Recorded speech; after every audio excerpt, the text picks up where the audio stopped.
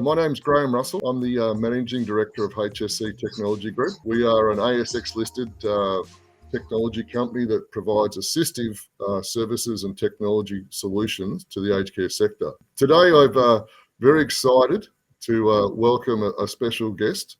And I'm not going to do her bio any justice, but she's originally a nurse and has done a master's degree. She is now an adjunct professor. She is also the current CEO for the Australian College of Nursing. And she also has been an advisor to a number of government departments, not just locally. She's worked with the Royal Commission and so forth. And we're very fortunate to have Kylie Ward joining us today to talk around about some of the challenges of facing the aged care sector. Hi, Kylie, how are you? Good, Graham. Thanks for that introduction. It's a pleasure to be here. The aged care is obviously in the press every day, and you're right across and working across all the sectors. And I know it's a big question, but I'd like to ask, what do you feel is the biggest challenge now currently facing the aged care industry? And, what do you think that we can do about it? Yeah, you are starting off with the big questions.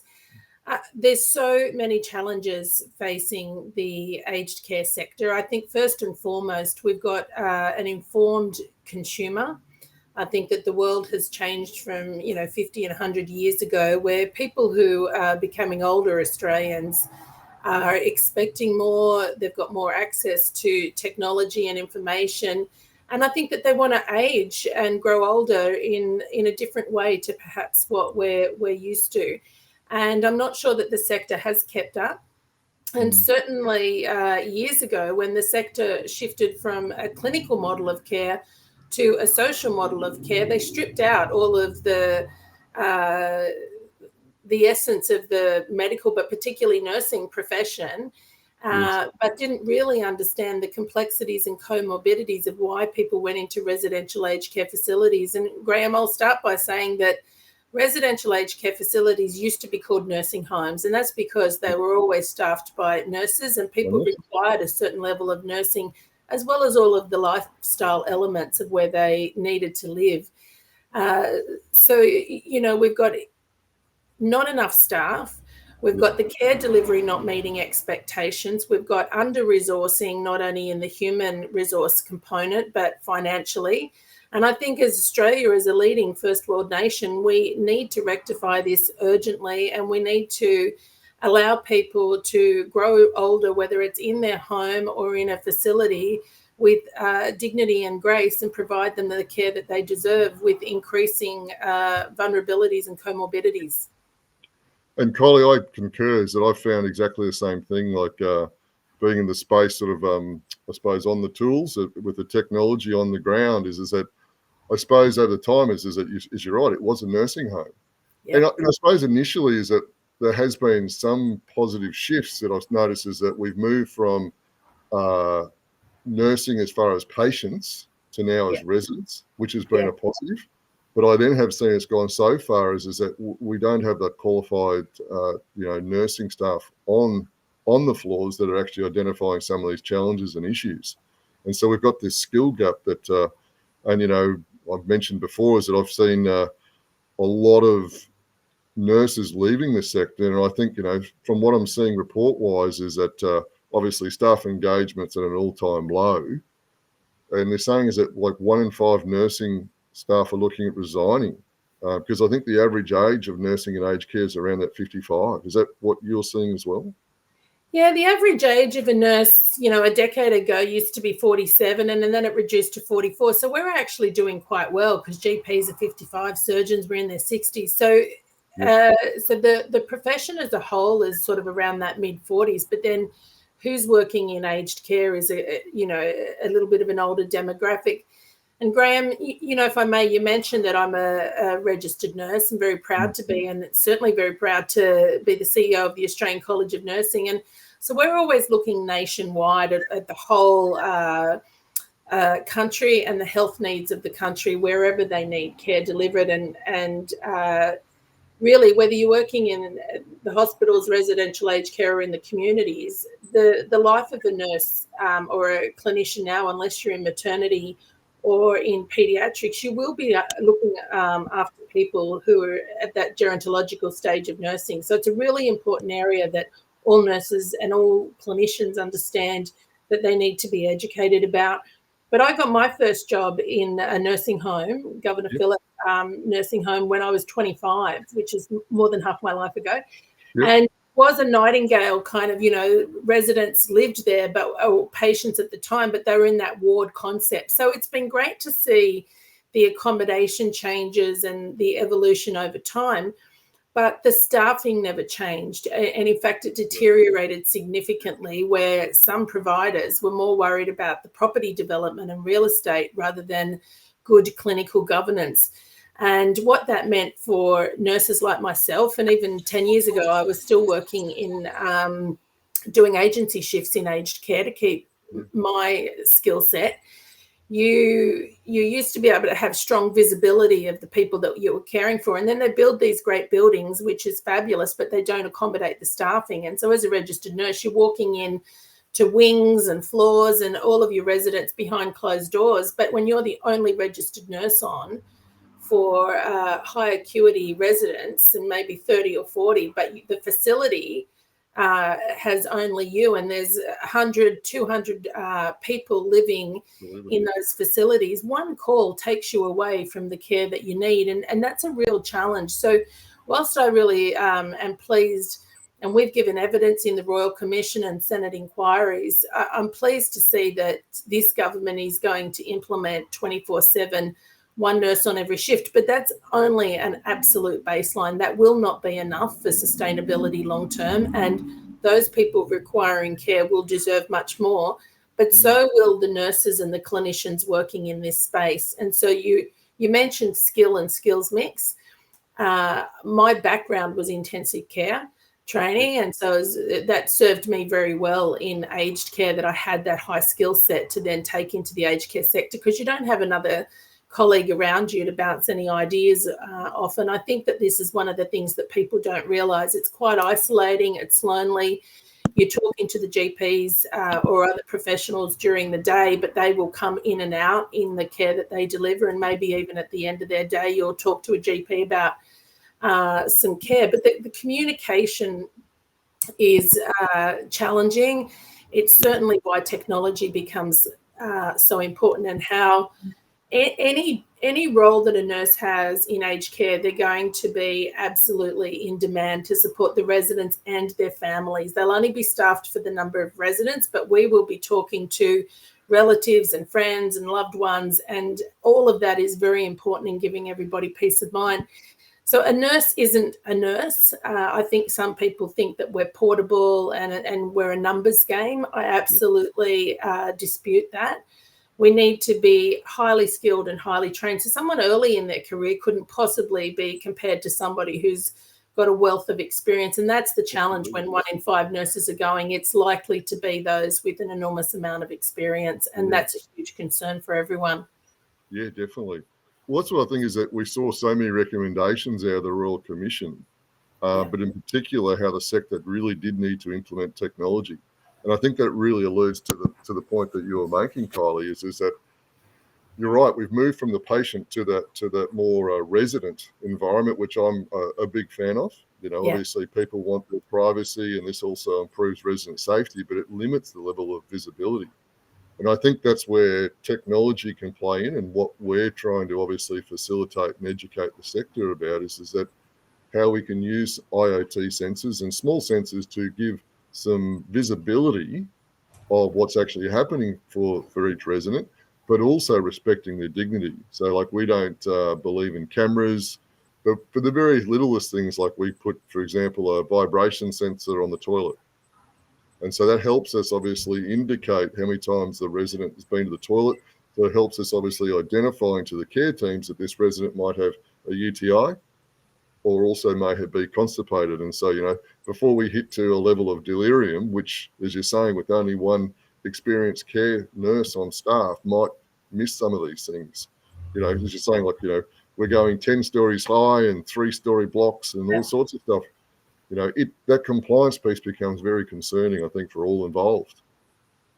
Yeah, what I love about what you're doing is, nurses, we're highly trained. We've all got masters, postgraduate qualifications.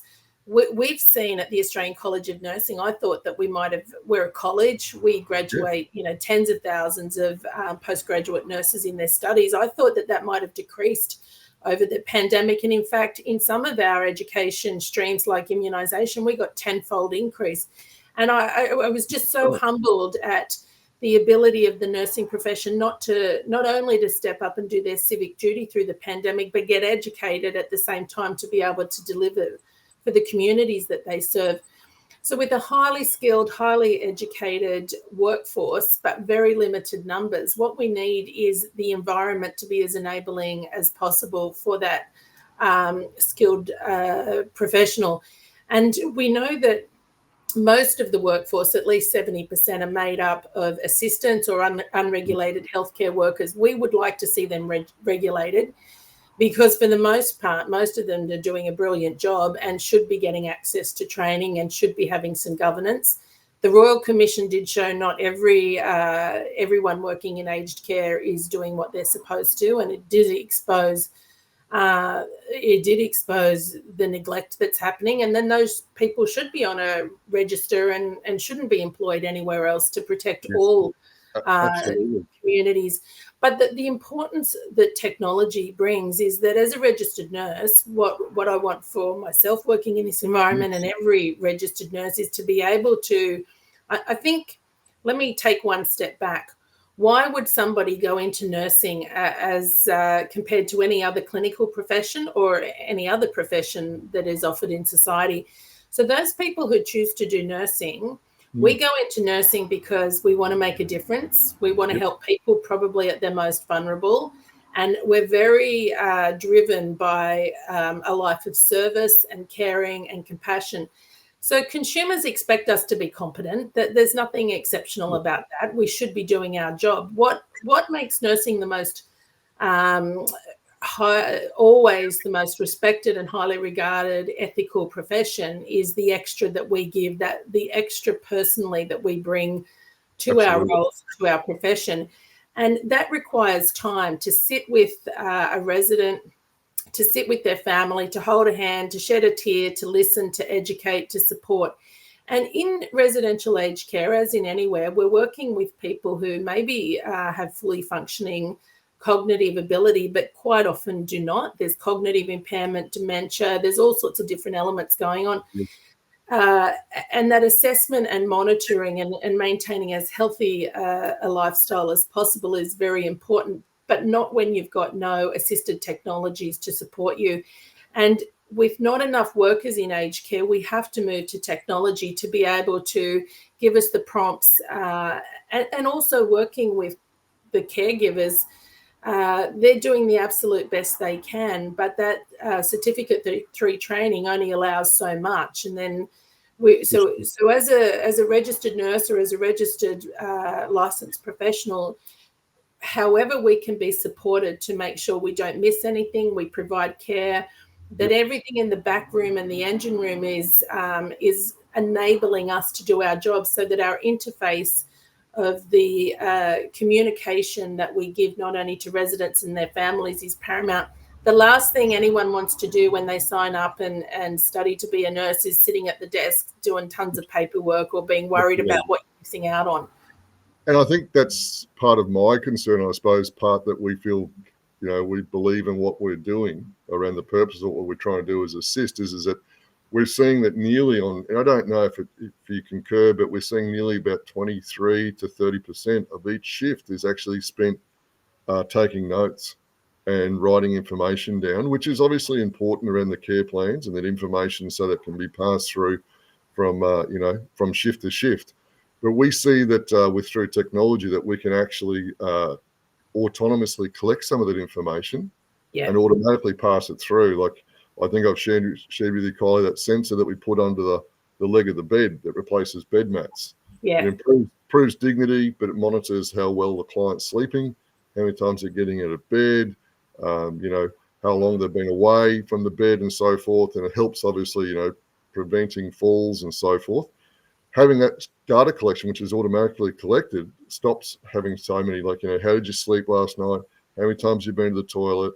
And I think providing that data supports the care teams to make, better care plans and more educated decisions, and then removes the necessity of having to take those notes and spend that actual more meaningful time, as you're mentioning. Yeah, there's some really good points that you make, and I'm going to try and remember them all, Graham, and dissect them, because I've always been a really strong champion of nursing informatics and the digital platform. And, as you know, I'm on the board of the Australian Digital Health Agency. Yes. So, yes, our notes are important, but the trouble is when you're writing notes to appease accreditation or in a risk-adverse way of what can go wrong, that becomes cumbersome, and 30% of your time, that really eats at I think the moral and ethics of why a nurse turns up to work, or any clinician. Now, I'll just use my colleagues in medicine. Nurses and doctors have worked together for, at least a couple of hundred years. We know how to work together. We have our clinical language. And bedside handover has been proven to be highly effective. It's in the language and in the conversation. So recording is one element, but does it have to take up so much time? And anything that can be done to alter that is vitally important. So, for example, I'm really wanting to challenge the standardization of nursing terminology. A lot of databases and systems and point of care solutions that are developed are generic, but it makes a nurse tick every box, and not every box needs to be ticked for every resident. And so what we're really wanting is that person-centered care, where we can tailor our care plans and our assessment, but that we shouldn't have to fill in what we don't need to, or that we can modify and adjust as we pick up deterioration. But when your time is spent just going through process to tick a box to meet an accreditation standard, we've got it flipped around the wrong way. And so from my perspective, it needs to be starting with the person that we're caring for, and then work backwards, and then how every member of the health team, whether it's our allied health professionals or medicine or nursing, that we can all have access to the information. The one reason that I've always loved working in residential aged care, as opposed to the acute sector, and when I left the acute sector, is you build relationships. Yes. So if employers can concentrate on retaining their workforce, we love, and unfortunately nurses are paid less. Like there's gender and pay disparity and a million reasons why this sector is not attracting people.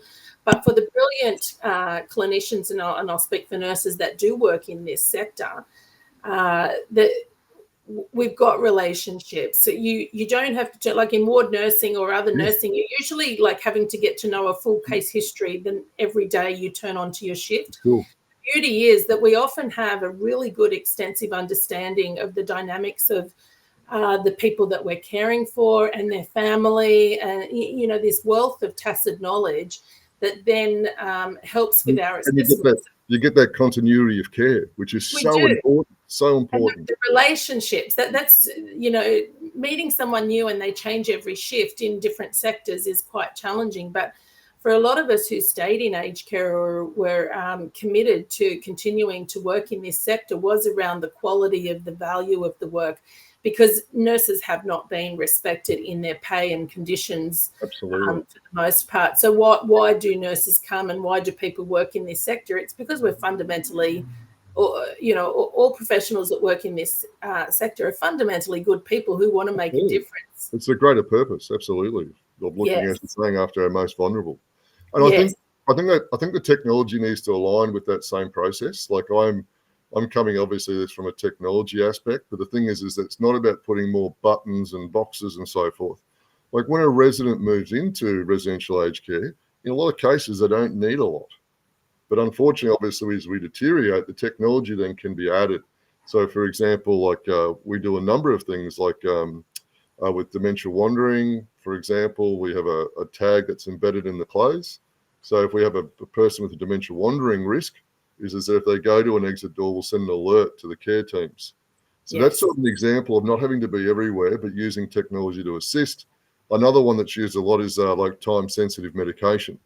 So if the medication cart hasn't come in with 1.5 meters of you by 10 a.m. because you need your insulin or your warfarin or whatever, is that we'll send an alert to the care team to say we may have a missed medication alert. So what we're trying to do is not be like a blunt object, but it's around using the technology to support the acuity of the client as they move forward.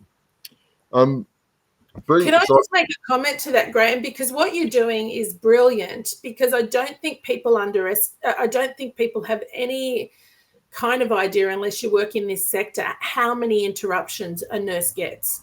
And particularly when you're at the medication trolley, the facilities have put in jackets like you're a work person at a work site, like the big orange jackets, medication, to stop that interruption. And when you've got that kind of interruption, one, you've got risk of mistakes and adverse events, but two, you just can't concentrate sometimes. So anything that is put in place to assist is vitally important and is desperately needed. And I'll just go back a step. In my experience as a nurse and nursing leader, and all the roles that I've had as a director of nursing and senior roles as an executive in this sector, the majority of falls and the highest vulnerability that I would say anecdotally of where a person is at risk is in the bathroom.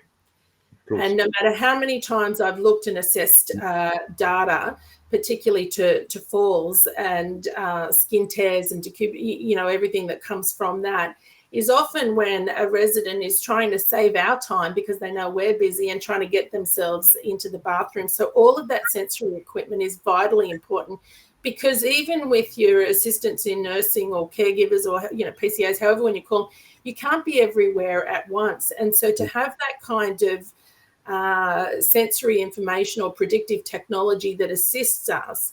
The other thing that is so outdated that I've been concerned about for decades now is the buzzer system. And we brought this on ourselves. You used to be a bell, not in my time. Yep. But then we put the buzzer system in and said, buzz me if you need me, buzz me if you need me, having no idea how demanding the shift would get. And that's actually a taxi rank system. So when somebody buzzes and I go to them first, I have no idea if they just need a book handed to them and somebody else has had a fall. And so as a nurse, you've got no ability around risk. I'm having a heart attack or I need a blanket. It's correct. You're just the first cab off the rank. You're just answering as you go. And I've done some analysis on buzzers. You can answer in 30 seconds because someone's buzzing while you're still there, or 45 minutes. So that is not helping the residents or consumers, not giving their family peace of mind, and definitely just exhausting the workforce that is there trying to manage a buzzer system. So not only the technology that you're developing and providing is so vitally important, but the analytics that come with it. Because otherwise, when you're the only registered nurse on, and not even every shift, who is providing analytics? Otherwise, you've got to take that home and do that in your own time, as well as your education and development. So the importance of getting those analytics and how to use the data, and then to get the trends and see maybe where staffing should be allocated or where resource allocation should go, is absolutely tremendous to see this, that we're really at this cycle of evolution of enabling clinicians and people to get on with their job.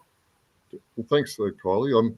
I know we've only got a few minutes left and we've just got a few questions. And one of the questions that's come up from Jared was, where do you think the industry is really in terms of adoption of technology? And where do you think it should go from there? Jared, you're asking me the tough questions. The reality is that I'll go back to the 44 standards that were in place. I know that we're about to do changes with accreditation, but they were legislated, which forced people to employ ACFI coordinators, which were probably RNs, and put all of this monitoring into how to get the money rather than how to deliver the care and have the money support. So what I think the industry needs to do is actually flip and focus, and we're not really, at the moment, it is employer or dependent or organisation dependent, and I think that this should be where some of the baselines come in for recruitment, for retention, for the best value in a values-based healthcare system, for the best use of resource, whether that be dollar or people, then I think that we need to set some baselines, because what we have is variation. And realistically, what the Royal Commission maybe did or didn't show, but what the media, aged care has got, the reputation about the aged care sector is not where we want it. And reality is there are some providers and definitely people doing excellent work. And I think that we need to showcase that. There's really great examples there, but the variance is too great. And we need to get that bottom end up and really look at full adoption of technology as a baseline. We found with some of the providers, like the early adopters that have been utilising our solution, they've actually been finding the technology is actually helping to retain and attract staff. I was about to say, if organisations understand, yes, and when you've got a supply and demand driven system where nurses now are in great demand worldwide. I've just come from overseas, but before COVID, the World Health Organization and the International Council of Nursing was saying that there was an estimated 6 to 7 million worldwide shortage of nurses by 2030. Now that's come out to be more like 13 to 15 million. So the reality is this sector in our country are going to be competing. I was in the UK. England alone has almost 40,000 registered nursing workforce shortage, 10% of the registered nurses. First world and third world countries are struggling. So what is Australia and the aged care sector doing to be an employer of choice? And often some nurses will leave because, and anyone in this sector will leave because they've had enough. But realistically, often they'll leave to go to another employer to get the respect that they deserve. Right. So I would be saying, if you owned an aged care facility or on a board or a leader, get the technology in to support the staff to do the job they want so that they can feel satisfied. Well, we're also finding the executives are seeing the data now as a point, because obviously themselves as being a key personnel, there's that personal risk for the executives. And so this data is also giving them some visibility of actually what's happening, because they really don't know what's going on a day-to-day basis. And that's been part of the bigger challenge. Use the data as a carrot, not a stick. The last thing any of us want when you're the only clinician running around is to hear that you're doing things wrong. I think if we come with, we're doing the best we can under the circumstances we have, and we sit the data down, and if I was an executive in this area and I'd get, a group of clinicians in and say, all right, this is where we are. How can we be where we want to be? And have a good open disclosure, kind of a good governance, and say, because everyone wants to do a good job, otherwise sack those people that don't, basically get them out of the aged care sector. They shouldn't be there. But for those that want to, often we're just tested with being pulled in too many different directions. So use it in terms of that innovation and opportunity, not to shame or highlight what's not happening. Yep. Well, Kylie, I know we've just hit our 30 minutes, and I could literally talk to you for like hours. Like to be honest, I'm blown away, super impressed with all of your feedback today, and I'm really very grateful for you sharing it with our audience. I know you're the pioneer out there. I know that you're doing all the heavy lifting and so forth. Us propeller heads at the back end here are trying our best. As I mentioned, my sister's a nurse, and we're very keen and supportive of what you're doing. I just want to say thank you very much for being a part of this podcast today. But and I know there's a few questions there from a few other people we didn't quite get to, but I'll respond to those. But just want to say thanks very much, Kylie. Graham, thank you for having me. Thank you for all of the questions. I'm focused on you, but I can see them coming through. Nurses are, the largest profession. I'm a nurse. I'm going to champion, but I'm also going to champion for everyone who works in the aged care sector, whether it's in the kitchen, the cleaning, the carers, all of us licensed professionals. But we need people like yourself. We need this as a whole of expertise to come in and to deliver the care, so that for any one of our loved ones, they get what they deserve. So thank you for what you're doing, and for everyone in this sector. we all have a part to play to make it something that we can be very proud of. Very true. Well, thanks very much, Kylie.